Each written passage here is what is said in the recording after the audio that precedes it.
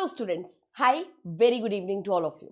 8 pay commission की चर्चा बहुत टाइम से ही चल रही है और जैसे ही कमीशन को अप्रूवल मिला, बहुत सारे थॉट्स आए कि क्या फ़र्क पड़ेगा सरकारी नौकरी पर, क्या फ़र्क पड़ेगा पेंशनर्स पर, वगैरह वगैरह।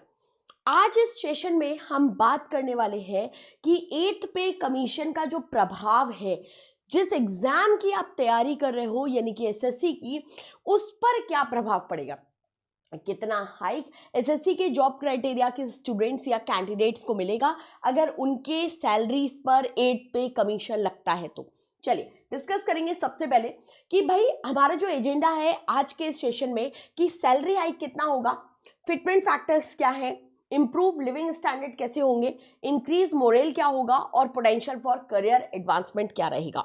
ठीक है, इन मुद्दों पर जो है ना वो हम बेसिकली बात करने वाले हैं या इन मुद्दों को हम बेसिकली कैप्चर करेंगे आज के सेशन पर। तो भाई 8 पे कमीशन की जैसे ही शुरुआत करी गई, पहले हालांकि मोदी सरकार उतना ज़्यादा फेवर में नहीं थी 8 पे कमीशन के, लेकिन बाद में हुई। तो जैसे ही 8 पे कमीशन लगेगा तो सबसे इंपॉर्टेंट चीज़ कि भैया जो आपके एसएससी के अंडर जितनी भी पावरफुल जॉब्स जो भी होंगी उन पर बहुत ज़्यादा इफेक्ट पड़ेगा। कैसे? क्योंकि भाई उनकी जो सैलरी हाइक आएगा वो सैलरी हाइक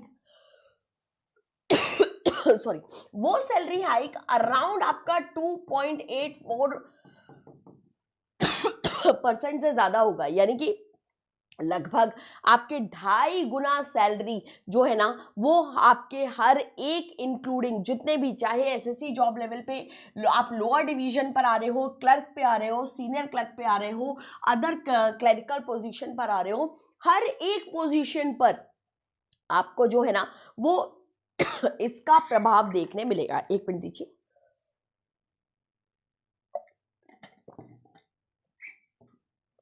आगे देखिए, इसके बाद फिटमेंट फैक्टर में क्या जाएगा।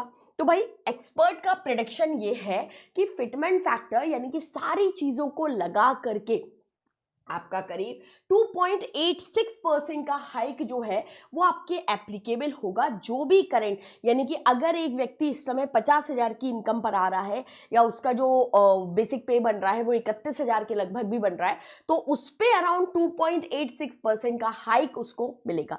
और ये बहुत अच्छी बात है स्पेशली एसएससी कैंडिडेट्स के लिए कि यार जब इतना सैलरी मोटिवेशन मिलता है ना तो आपका ऑलरेडी मोटिवेशन इंक्रीज हो जाना चाहिए। ठीक है, कैलकुलेशन एग्जाम्पल कैसे कर सकते हैं हम कि भाई जो करंट बेसिक पे है इंटू 2.86, तो न्यू बेसिक पे आपका निकल के आएगा। फॉर एग्जाम्पल अभी वर्तमान में 18,000 का बेसिक पे है जो 7वां पे कमीशन था, उसके बाद से 2.86 को आप इंटू कर दीजिए मल्टीप्लाई, तो भैया एक नॉमिनल बेसिक पे 51,480 रुपीज के लगभग हो जाएगी। मुझे लगता है ये अमाउंट ही यार अपने आप में इतना मोटिवेटेड है कि सोचो आप एक तो गवर्नमेंट जॉब में, दूसरा आपके पास सैलरी भी अच्छी आ रही है, पावर तो है ही है, सैलरी भी बहुत अच्छी है, एक स्टैंडर्ड लिविंग को आपके बढ़ाने वाली सैलरी आएगी, है ना। तो ये एक अच्छा पार्ट है इसमें। इम्प्रूव्ड लिविंग स्टैंडर्ड, जैसे जैसे इंसान की सैलरी बढ़ती है, जैसे जैसे चीज़ें बढ़ती है, हायर सैलरी पे आपके एसएससी एम्प्लॉयज जब जाते हैं तो ऑब्वियसली उनका जो लिविंग स्टैंडर्ड है वो भी आपके बढ़ जाता है क्योंकि डिस्पोजेबल इनकम जो है वो आपके बढ़ती है।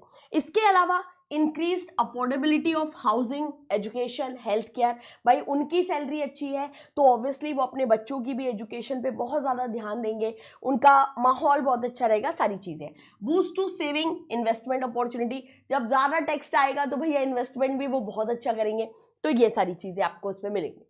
इंक्रीज्ड मोरल होगा, यानी कि आपके जब सैलरी हाइक आता है तो भैया जो एसएससी एम्प्लॉय होगा उसमें ज़्यादा लीड करने, इंप्रूव करने, जॉब सेटिस्फैक्शन, प्रोडक्टिविटी को इंक्रीमेंट मिलेगा, क्योंकि जितना ज़्यादा सैलरी उतना ज़्यादा मोटिवेशन। ये मैंने आपको इस सेशन के स्टार्टिंग में ही कह दिया था यार कि भैया जितनी ज़्यादा सैलरी होगी उतना अच्छा मोटिवेशन आपको इस जॉब के अंडर में मिलेगा। तो बिल्कुल तैयारी नहीं छोड़नी है एसएससी की, जो लग रहे हैं एसएससी में वो बिल्कुल लगे रहना क्योंकि बहुत अच्छा टाइम आएगा जैसे ही 8th पे कमीशन लगेगा।